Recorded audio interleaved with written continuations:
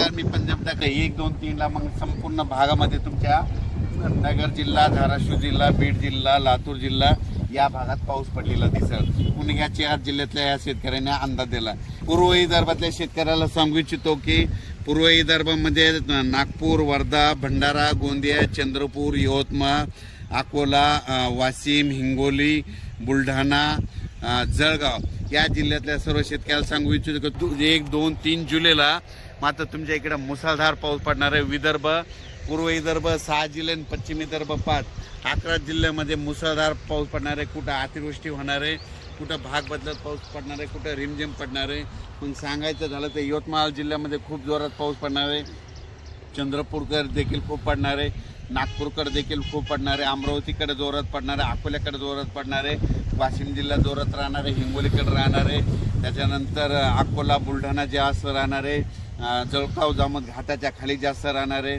जळगावला जास्त राहणार आहे. तिकडे पाऊस पडत असल्यामुळे त्याच्यामुळे जालन्याला देखील पाऊस पडणार आहे.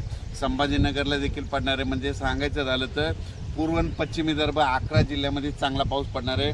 म्हणून हे विदर्भ पश्चिम विदर्भातल्या शेतकऱ्यांनी हा अंदाज लक्षात घ्या.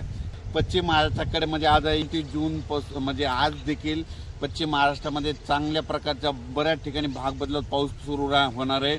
सांगलीकडं, साताऱ्याकडं, त्याच्यानंतर पंढरपूरकडे देखील, नगर जिल्ह्यात देखील बऱ्याच ठिकाणी पाऊस सुरू होणार आहे. म्हणून ही पश्चिम महाराष्ट्रातल्या शेतकऱ्यांनी अंदाज लक्षात घ्यायचा. सोलापूरकडे देखील बऱ्याच ठिकाणी पाऊस पडणार आहे. त्याच्यानंतर कोकणपट्टी आणि घाटमाथ्यावरल्या भागातल्या सर्व जनतेला आणि शेतकऱ्याला सांगू इच्छितो की कोकणपट्टी घाटमाथ्यावरला पाऊस मात्र कायम चालूच राहणार आहे.